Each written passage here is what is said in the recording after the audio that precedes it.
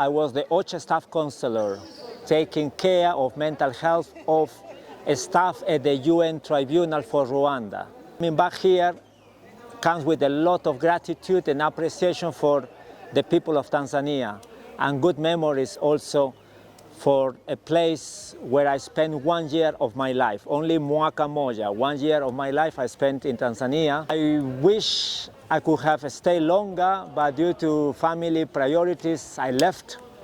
The tribunal was an environment with many people will come from different countries, different cultures.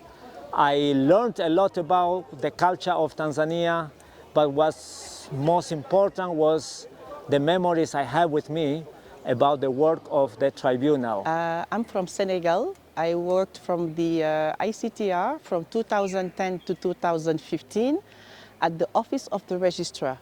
I was the immediate assistant to the registrar, and today was a special day to come back after 10 days, and the welcome we have received, the way we have been showed the court and the premises, the conference center, it has been very exciting and at the same time memorable. So we wish all the best to everyone who has been part of this journey, and we hope that we will come back, why not, to attend to other conferences. Thank you.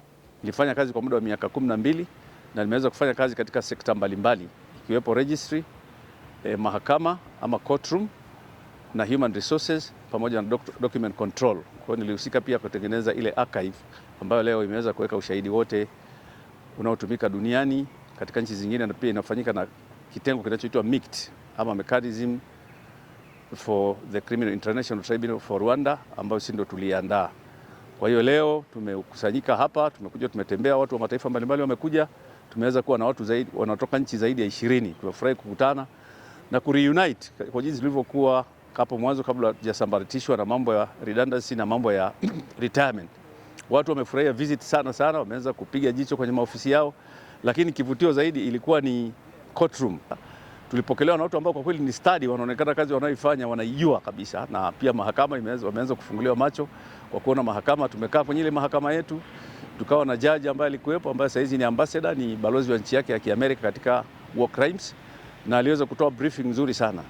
Maafisa pia wa AICC ama Arusha International Conference Center waliweza kutubrief na kuona impact yetu sisi tulipokuwa hapa na mchango wetu katika mambo ya amani katika Afrika na dunia nzima. Nimetumikia mahakama ya Rwanda UNICTR tangu 96 ilipoanzishwa. Nilikuwa ni ofisa wa kwanza kuungana na mahakama ya Umoja wa Mataifa. Mwaka 95 wakati mahakama inaanzishwa katika azimio la mwaka 960 lilianzishwa kuanzishwa mahakama ya Rwanda. Ilipokuwa inaanzishwa, mimi nilikuwa hapa, na simu ilipopigwa kutoka New York na registrar wa kwanza Andriko Adede wa kwanza marehemu, nilikuwa hapa. Ndio mimi niliyepokea simu na kuwapa wakuu wangu ambaye alikuwa marehemu General Pogo na marehemu Sheto na ndugu yetu Danford Mpumirwa. Kwa kweli kinachonifurahisha hapa ni kuona jinsi mnavyoendelea AICC kutunza legacy ya mahakama hii. Tumeenda kwenye mahakama, vyumba vya mahakama ambavyo vilikuwa vina wahukumu watu, nikiwa mmoja wapo security ambaye nilikuwa chumba nilichokuwa nakaa nikiwaleta watuhumiwa. Kiko vile vile umeendelea kumaintain afya hiyo na hali ilivyo. Pia tunashukuru uongozi wa AICC, kwa kweli mmetupa heshima kubwa kwa tukio kubwa la kipekee ambalo limekutanisha wafanyakazi waliofanya kwenye Umoja wa Mataifa zaidi ya mataifa 20 wameungana kuja hapa kushuhudia na kushiriki tukio hili la kipekee na kuweka historia ya aina yake. Na pia tunatoa wito kwa Watanzania wote.